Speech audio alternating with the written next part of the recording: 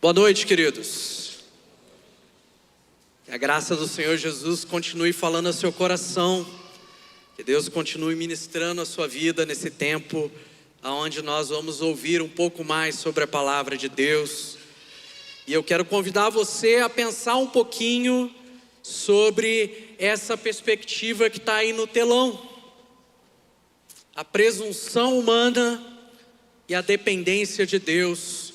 E o dilema que nós temos para sempre fazer uma escolha. Se estaremos atrás de muros ou se queremos construir pontes. Eu queria fazer uma pergunta para você. O que significa presunção para você? O que essencialmente é presunção? Eu poderia te dizer que talvez presunção seja essencialmente o desejo que a gente tem de estar no controle das coisas, de estar sob controle daquilo que nós queremos fazer, daquilo que nós queremos assegurar. A presunção, ela é uma ideia de que o tempo está todo sob o nosso controle, que a gente consegue fazer planos certeiros, que não há imprevisibilidade na vida. A presunção, ela é uma mentira que faz com que a gente ache que nós estamos no controle das coisas. Parece que a gente olha para o amanhã como se o amanhã já fosse hoje. A gente olha para o amanhã com a ideia de que nada vai sair das nossas mãos ou daquilo que a gente definiu. Mas presunção é algo mais temeroso e mais perigoso do que só achar que a gente está no controle das coisas. A presunção, ela faz com que a gente mova Deus de lugar, aonde Deus deixa de ser aquele que vai direcionar a nossa vida para aquele que vai apenas observar o que está acontecendo na nossa história. Se você for pensar bem, uma das grandes tentações humanas que aprisiona a nossa visão, captura a nossa perspectiva, faz com que a gente se engane, essa ideia de tentar manipular, controlar, dominar as coisas. A presunção, ela contrasta diretamente e opositivamente com a ideia de que nós servimos a um Deus que conhece o passado, o presente e o futuro. E aí eu digo para vocês que muitas vezes essas nossas ambições de estar no controle das coisas faz inclusive que a gente legitime as nossas atitudes mediante as tentações que nós temos de controlar como as coisas vão acontecer. E eu sei que a dependência de Deus é algo que todos nós proclamamos querer viver.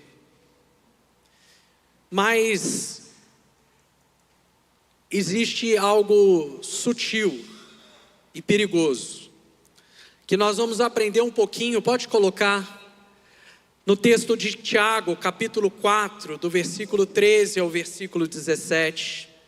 E eu queria que você prestasse bastante atenção sobre isso daqui. A presunção vai dizer: eu posso, eu faço, eu resolvo, eu defino, eu controlo, eu sei o que é certo. Essa é a ideia da presunção. Mas a dependência de Deus está dentro de nós, sussurrando algo mais importante. Quer dizer, eu preciso. Você que está em casa, que está acompanhando a mensagem, ou você que vai ouvir depois, entenda bem. Há dois dilemas na nossa existência. Quando nós escolhemos o caminho da presunção, os desafios da vida, eles serão grandes muralhas para nós. grandes muros. Mas nós, quando escolhemos o caminho da dependência, da submissão a Deus, nós encontraremos um Senhor construtor de pontes. Pontes que vão nos tirar dos desafios da vida. Pontes que vão nos mostrar caminhos assertivos para poder vencer. Pontes que vão mostrar para nós uma história diferente. Nós estamos falando da carta de Tiago, e a carta de Tiago é muito rica, porque ela vai ensinando várias coisas para a gente. É na carta de Tiago que ele vai falar sobre provas e tentações, vai dizer que a gente tem que ter bom ânimo para encarar as coisas. É na carta de Tiago que nós vamos falar sobre fé e obras. É na carta de Tiago que ele vai alertar para a gente sobre as nossas preocupações com a nossa língua, com o que falamos, do que dizemos. E agora Tiago vai escrever à igreja e vai dizer: olha, cuidado, porque os planos humanos, eles são incertos. E assim diz o texto: ouçam agora, vocês que dizem, hoje ou amanhã iremos para esta ou aquela cidade, passaremos um ano ali, faremos negócios e ganharemos dinheiro. Vocês nem sabem o que lhes acontecerá amanhã, que é a vida. Vocês são como neblina que aparece por um pouco de tempo e depois se dissipa. Ao invés disso, deveriam dizer: se o Senhor quiser, preste atenção, se o Senhor quiser, viveremos e faremos isto ou aquilo. Agora, porém, vocês se vangloriam das suas pretensões. Toda vanglória, essa é maligna. Pensem nisto, pois quem sabe que deve fazer o bem e não o faz, comete pecado. Gente, Tiago está alertando uma igreja que precisa aprender cada vez mais caminhar na dependência de Deus. Tiago está escrevendo para uma igreja que vem de um momento histórico, vendo grandes fatos e grandes obras de Deus e o Evangelho se multiplicando e crescendo. Mas Tiago está dizendo para eles: você precisa sair da posição do eu posso para a direção do eu preciso. Eu preciso.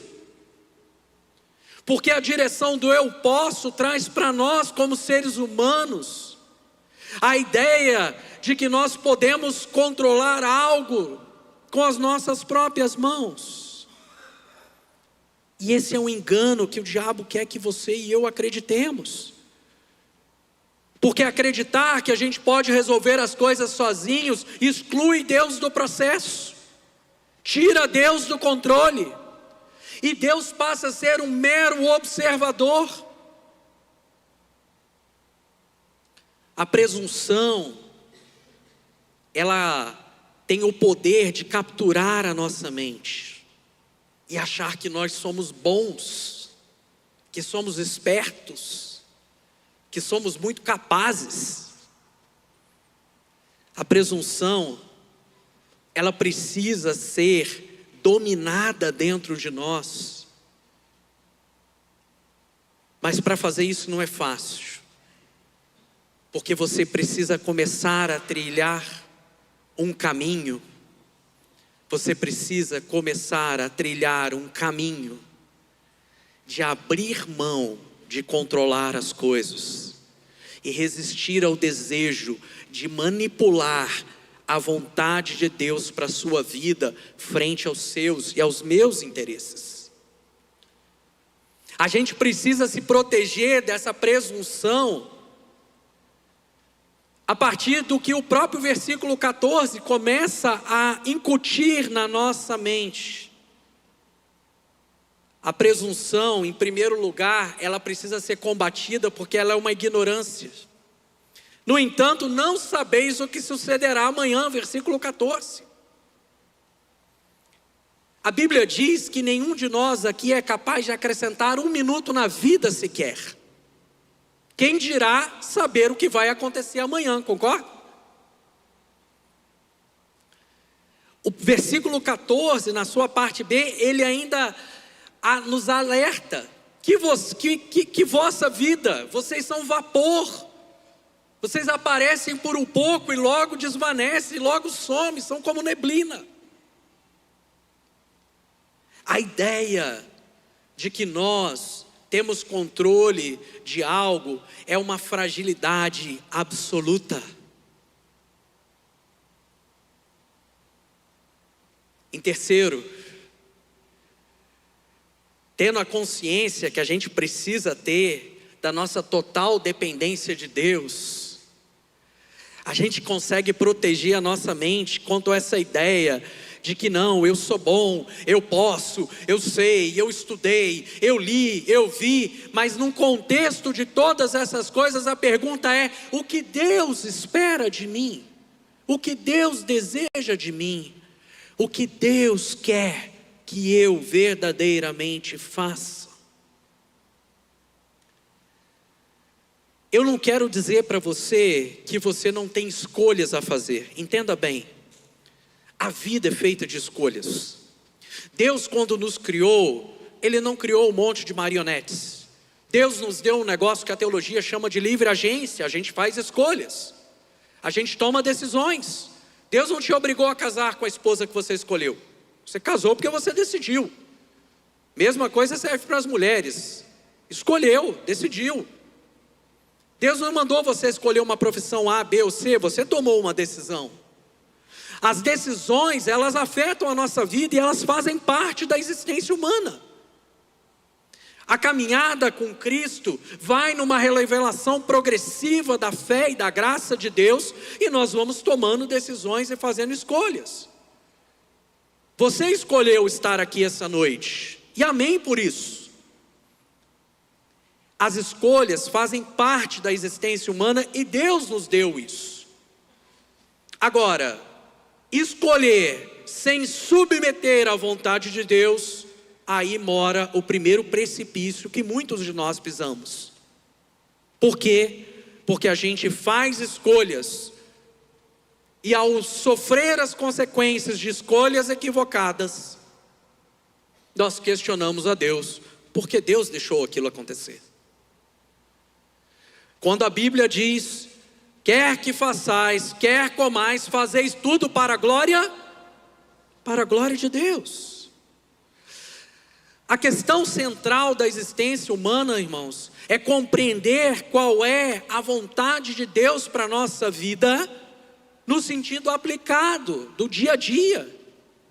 Porque não existe nenhum lugar melhor para que eu e você estejamos, que não no centro da vontade de Deus.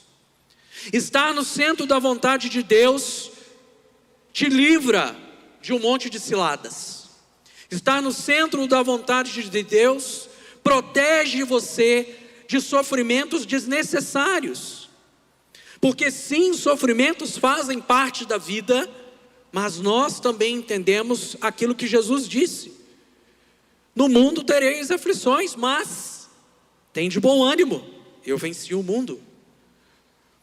Viver no centro da vontade de Deus é você fazer uma transição de atitude, saindo do eu posso para o eu preciso. Considerar que o eu preciso é algo que você precisa, de fato, decidir alguns pontos para que isso possa fazer sentido nas suas escolhas e decisões. E eu sei que talvez você até já lembre de alguns personagens bíblicos, né, que passaram pela história e resistiram a fazer decisões, escolhas em conformidade com a vontade de Deus. A gente tem o profeta Jonas, né? Você vai para Nínive? Não, não vou. Não vou. Não, eu não vou. Não vai. Então tá bom. Só que você é um escolhido de Deus. É alguém que foi chamado por Ele. É alguém que foi salvo pelo sacrifício de Jesus na cruz. E Deus vai dizer para você: tá bom, se você não vai pelo amor, talvez você opte pela dor. Jonas é um exemplo de alguém que, ainda sabendo qual era a vontade de Deus, a negou. Se mover da ideia de eu posso, para uma perspectiva clara de obediência de Deus, vai ser colocado de você, no mínimo, 3 escolhas. A primeira delas é ignorar a vontade de Deus e fingir que você não está sabendo que Deus quer que você faça aquilo. Passar de lado na compreensão da vontade. É uma opção. Muitas vezes Deus vai dizer coisas para nós que nos tiram da zona de conforto. Coisas que vão fazer a gente pensar, puxa, mas eu acho que eu estou tão certo, será que eu tenho que pedir perdão mesmo? Mas eu estou tão convicto que eu estou 100% certo. Mas Deus está lá no fundo dizendo, saia do eu posso, vá para o eu preciso. Eu preciso compreender. A segunda opção que você tem, e ela vai estar posta para você sempre, é agir como Jonas, deliberadamente desobedecer e dizer, não, eu não vou. E aí, as consequências virão, e a gente vai ter que lidar com elas. E a terceira, que na minha opinião é a melhor, tá, irmãos? Espero que seja a sua também. Eu oro todos os dias para que eu consiga vencer essa batalha. É de obedecer. Mas obedecer a Deus implica em tomar algumas decisões. E a partir do texto que nós lemos agora, de Tiago 4, 13 a 17, eu quero construir com você algumas escolhas e decisões que a gente tem que fazer nessa jornada do eu quero obedecer, Senhor. Eu quero conhecer a tua vontade e obedecer a sua vontade. Pode passar, por favor? Já está ali. Volta. Muito obrigado. A primeira delas, e talvez ali o nosso ponto de partida, que é o que, queridos? A gente não pode planejar sozinho. Veja só, a vida é complexa, a incerteza da vida é dita, a brevidade, a fragilidade, e a gente tem uma percepção que a presunção nos afasta de Deus e da dependência dele. Eu falei isso para vocês há pouco, e esses 4 argumentos, eles chegam para mim numa convicção, que é assim, é tolice não querer ouvir a Deus. Talvez seja a decisão mais estúpida que a gente tome na vida, diante da oportunidade de ouvir a direção de Deus para nós, de ouvir Deus através da sua palavra, através da oração, através de tantas formas, a gente abre mão e decide fazer as coisas com caminhos próprios.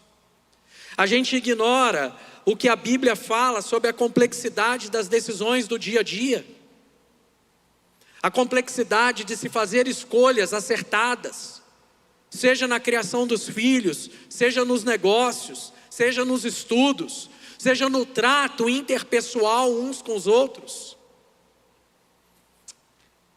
Versículo 14, parte A, ele diz assim: vocês não sabem o que lhe acontecerá amanhã, que é a vida.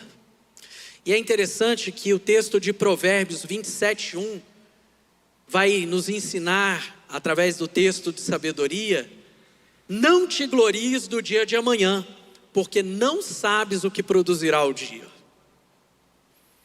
Há uma incerteza posta no amanhã, que não está sobre o meu controle, nem o seu controle.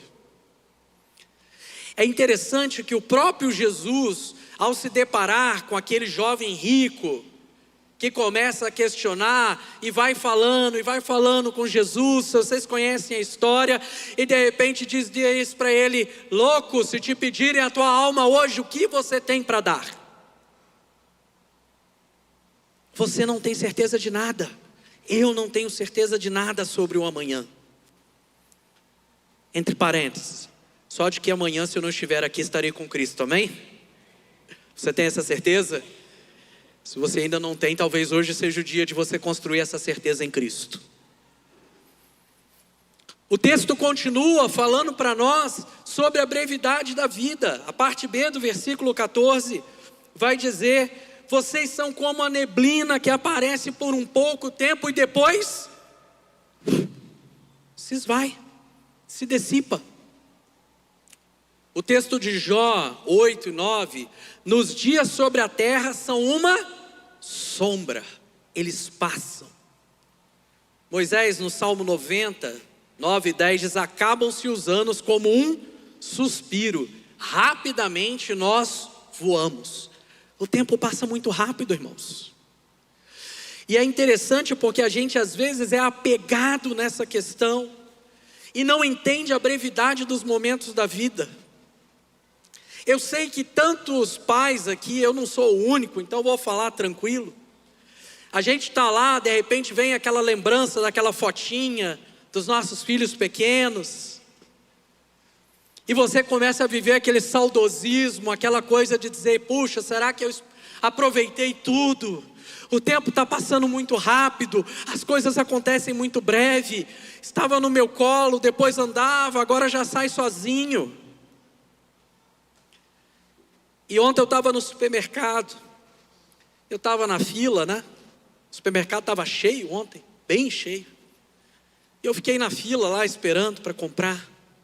E à minha esquerda tinha uma senhora com uma netinha, mas pensa numa coisinha fofa. Pensa numa criancinha lindinha, fofinha, uma menininha. Mas a avó dela estava tão brava com ela e tão brava com ela. E ela olhava e fazia uma cara feia para ela e advertia ela e brigava com ela.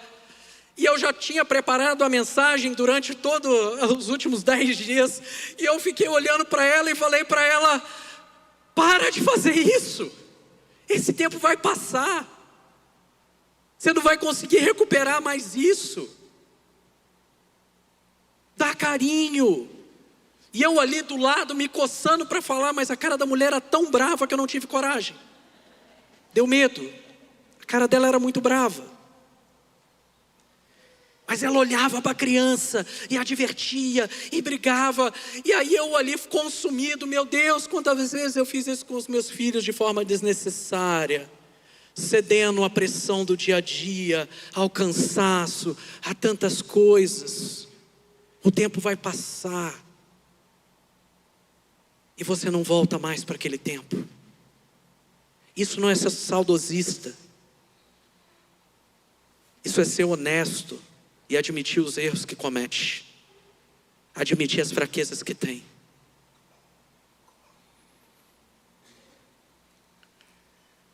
Há uma fragilidade gigantesca presente na nossa existência, irmãos.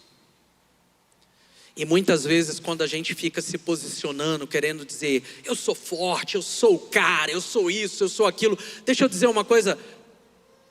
Você é um homem e uma mulher pecadora, que carece da graça e do favor de Deus. E se há algo bom em você, é só porque Cristo habita em ti. Por você só, nada de bom você tem a oferecer, nada de bom eu tenho a oferecer. O que há em mim, minimamente agradável, é pela misericórdia de Deus que se renova todas as manhãs pela minha vida. E eu preciso assumir uma postura de submissão a Deus. Abrir mão de querer controlar tudo e deixar o controle na mão do Altíssimo. Todos nós que lideramos algo somos muito tentados nisso. A gente é tentado a ser o cara. Mas só existe um cara, que é Jesus. Com perdão da palavra aos mais antigos, que esse verbete talvez ofenda. Mas Jesus é Jesus, Ele é. Nós queremos apenas andar à sombra dEle. Ele sim é. Ele é o pastor dos pastores. Nós, pastores, somos ovelhas de sininho. Caminhamos na jornada da fé e da vida. Deus escolheu botar um sininho para a gente ir pendurando e balançando e tocando para ajudar o povo na caminhada. Mas Ele é o supremo pastor. Essa submissão de conhecer a nossa própria fragilidade e não ficar resistentes a querer tomar as decisões no lugar de Deus, é libertador, porque muda a nossa perspectiva. Lembra, Tiago está escrevendo para uma igreja que precisa aprender a ser mais dependente de Deus. Pode passar, por favor. Essa dependência, ela tem um caminho de construção. Versículo 15 vai dizer assim: ao invés disso, deveriam dizer, olha, ao invés disso, deveriam dizer, se o Senhor quiser, viveremos e faremos isto ou aquilo. Existe uma missão maior, existe uma necessidade da gente compreender efetivamente qual que é a nossa missão. O próprio Cristo, em João capítulo 4, versículo 34, disse para os apóstolos, para os seus discípulos: a minha comida é fazer a vontade daquele que me enviou e concluir a sua obra. Existe uma missão maior que o próprio Cristo nos deu, de conduzir a nossa família, nossos filhos, nossos queridos na caminhada da fé. E nessa caminhada, não é uma caminhada de choro, de ranger de dentes. O apóstolo Paulo, escrevendo à igreja de Tessalônica, no capítulo 5, 16 e 18, diz assim: alegrem-se sempre, orem continuamente, deem graças a Deus diante de todas as circunstâncias, porque é a vontade de Deus para vocês em Cristo Jesus. Vivam em submissão à vontade de Deus, e vocês poderão enfrentar todos os desafios desse mundo. Se comprometam em submissão à vontade de Deus, e vocês poderão e viverão. Quando a gente decide obedecer, Deus vai se revelando cada vez mais para nós. Eu não estou dizendo para você que não enfrentaremos desafios e provações nessa vida. Eu não estou dizendo para você que nós não temos problemas para resolver e para enfrentar. Mas há uma verdade em João 7,17. Se alguém quiser fazer a vontade de Deus, conheça a Deus, a sua doutrina, a sua palavra, e você vai entender o sentido das coisas. Compreender a vontade de Deus, como Paulo escreveu à igreja de Éfeso, Efésios 5,17, por isso não sejais insensatos. Olha que palavra firme, dura. Não sejais insensatos, mas entendei qual seja a vontade do Senhor para vocês. Entre muros e pontes, a insensatez mostra muros, a submissão abre pontes. As coisas vão começando a se construir e a se elucidar para nós. Pode passar. O sucesso, e vejam bem, o sucesso dos nossos projetos depende de permissão divina, não das nossas próprias capacidades. Às vezes a gente peca naquilo que diz: não se estribe no vosso conhecimento. E a gente se estriba no conhecimento, nas convicções, nos planos. Não, porque eu tenho a melhor ideia. Irmãos, para mim isso é um desafio. Eu sou um cara de planejamento. Eu começo a conversar sobre alguma coisa, minha cabeça faz assim, ó. Plano de trabalho, isso, aquilo outro, equipe, como vai ser, como vamos fazer. E é um desafio para mim. Porque muitas vezes eu tenho que perguntar para Deus: Senhor, mas é a tua vontade que eu faça isso? Ou isso é plano só da minha cabeça e do meu coração? Eu acredito muito em planejamento, eu acredito muito em organização, eu acredito muito nisso porque Jesus me ensinou a ser assim. Porque o ministério de Jesus ensina a gente a ser assim. Porque lá no Antigo Testamento, Neemias, quando foi provado, criou um dos melhores textos de planejamento estratégico para a reconstrução do templo. Porque Deus usa o planejamento. Porém, o planejamento assim, de joelhos, submisso diante da vontade de Deus, com o coração quebrantado. O planejamento que olha para aquilo que é a vontade de Deus. E quando a gente entende essa vontade, a gente tem coragem para fazer o que Romanos 12:2 diz. Não se amoldem ao padrão deste mundo, mas transformai-os pela renovação da vossa mente, para que sejam capazes de experimentar e comprovar a boa, agradável e perfeita, o quê? Vontade de Deus, amém? Aí você tem intrepidez para viver o que a palavra diz. Porque às vezes o planejamento, a proposta, o projeto, vai ser inclusive difícil de alguém acreditar. Mas se Deus estiver no negócio, se Deus estiver dando direção, se Ele estiver instruindo para que aquilo aconteça, Ele proverá toda a resposta. Sabe por quê? Porque quando a gente decide fazer a vontade de Deus de coração e abre mão dos nossos interesses secundários, do desejo de controlar as pessoas, de controlar as circunstâncias, de manipular as pessoas para atingir os nossos objetivos terrenos, a gente tem a oportunidade de viver como escravo de Cristo. Efésios 6:6, obedeçam-lhes, não apenas para agradar quando eles observam, mas como escravos de Cristo, fazendo de coração a vontade de Deus. Fazer de coração a vontade de Deus, ainda que isso signifique abrir mão de alguns dos seus planos. Irmãos, acho que todos os planos que eu faço, eu tenho que abrir mão deles de uns 80% a 90% deles. E por quê? Porque às vezes não é o tempo de Deus ainda para aquilo acontecer. E eu tenho que me submeter. E eu já fui teimoso. E tentei levar certos planos que não eram tempo de Deus, ou momento que Deus queria. E eu quebrei a cara. E deu errado. Em alguns houveram perdas maiores, outras perdas menores. Algumas não houveram perdas, porque deu tempo de eu ouvir o conselho da sabedoria divina e recuar, antes que aquilo trouxesse consequências. Fazer planos é do homem, e não tem nada errado em fazer planos. Sonhar é do homem, não tem nada errado nisso. O que a gente não pode é querer forçar Deus a fazer o que a gente quer. O que a gente não deve fazer é querer colocar Deus num negócio onde Ele não está, ou ainda não é o tempo dele para você estar. Pode passar.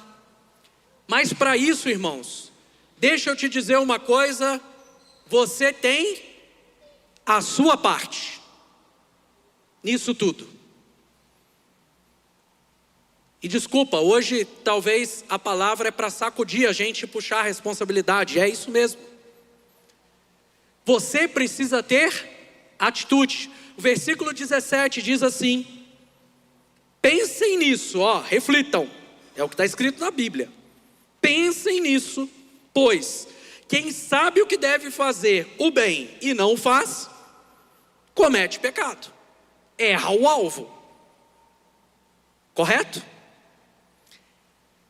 A omissão foi um dos pecados lá no Éden. Adão olhando, vendo a coisa acontecer e pouco atuando.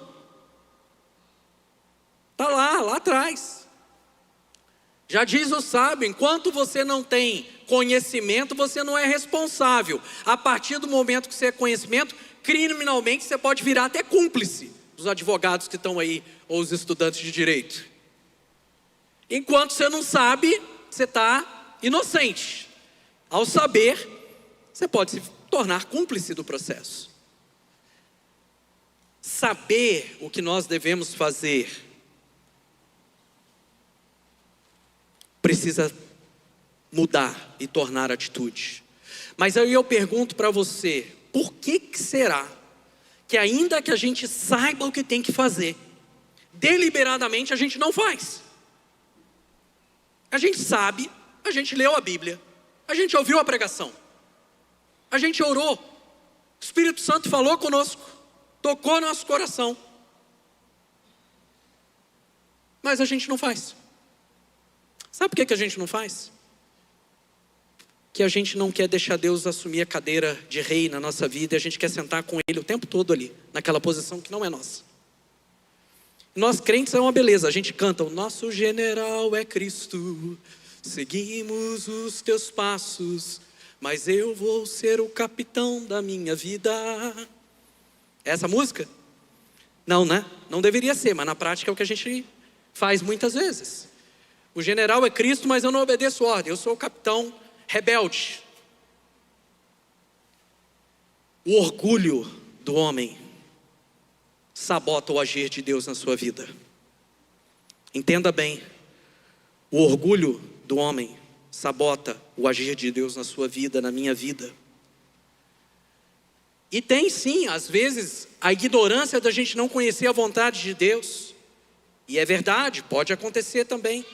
Mas muitas vezes o medo é de perguntar para Deus o que Ele quer e ouvir o que você não quer. Aí a gente se acovarda e não pergunta. É melhor não saber a vontade de Deus. Pelo menos eu fico mais isento aqui. Mas eu quero desmistificar isso para você. Pode passar. Não deixe que a indiferença determine suas decisões. Faça diferente. Irmãos, fingir que não está acontecendo não resolve nada. Fugir de conflito não resolve nada.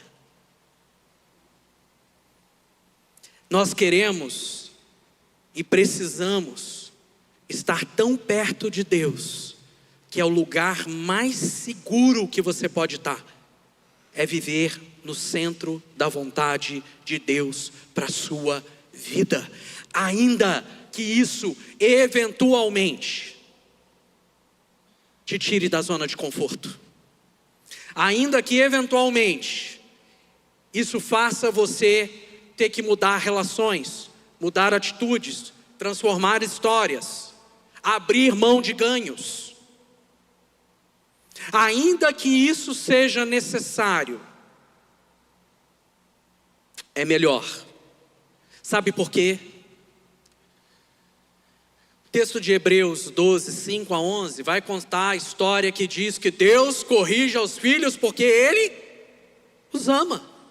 Então eu quero te dar uma notícia: se tu é filho de Deus, você não vai conseguir fugir do cuidado dEle, ainda que o cuidado dEle venha através da disciplina na sua vida. Lembra do Jó? Do teimoso? Pois é. Escolhido, eleito, salvo. Deus fez. A justiça de Deus, ainda que às vezes, como o próprio texto de Hebreus diz, produza dor momentânea, mas ela produz frutos para a vida eterna. E nem eu, nem você queremos perder a bênção de viver as recompensas espirituais da nossa caminhada. O apóstolo Paulo, escrevendo na igreja de Corinto, no capítulo 9, versículo 24 a 27, ele vai dizer que os cristãos, comparando a gente como uma corrida de atletas, que o quê? Que está buscando disciplina, domínio, foco, para prêmio da suprema salvação, lá na frente. E a gente não quer deixar nada pelo caminho. A gente precisa viver essa obediência de Deus. Mas irmãos, lembra que eu falei para vocês de 3 escolhas? Eu posso ser indiferente, eu posso obedecer ou posso desobedecer. O duro é que quando a gente opta por desobedecer, nós experimentamos dores que não eram necessárias. Experimentamos sofrimentos que não estão nos planos de Deus para nós. Mas a gente vive uma livre agência, fazemos escolhas. E durante as nossas escolhas, Deus perdoa, Deus agracia, mas as consequências têm que ser administradas. Colossenses 3, 23 a 25 vai dizer: tudo o que façam, façam como para o Senhor, sabendo que a nossa herança, a nossa recompensa está em Cristo.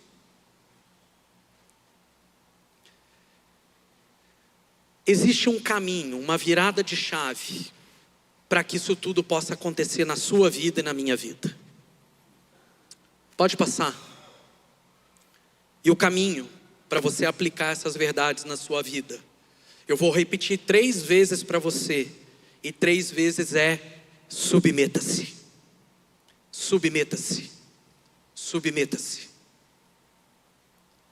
Submeter-se diante do Senhor, e Ele vai o quê? Dignificar a sua vida. Não há nenhum homem sobre a face da terra na história que tenha se submetido diante de Deus e Deus não o dignificou, Deus não o honrou, Deus não o valorizou, porque a submissão é o caminho de ser abençoado por Deus.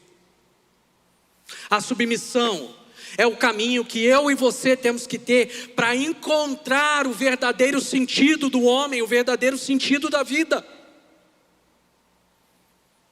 As pessoas estão desesperadas por aí atrás de tantas coisas, mas a paz que excede todo o entendimento, só Deus pode dar em Cristo Jesus para mim e para você. Mas para você encontrar essa valorização divina da paz, eu e você precisamos nos submeter a Ele. Eu e você precisamos nos submeter a Ele. Pode passar. A submissão a Deus te conduz onde a presunção nunca vai poder te levar. E eu não quero que você faça uma leitura humanista sobre isso. Eu não quero que você entenda que essa condução é algo terreno, muito pelo contrário.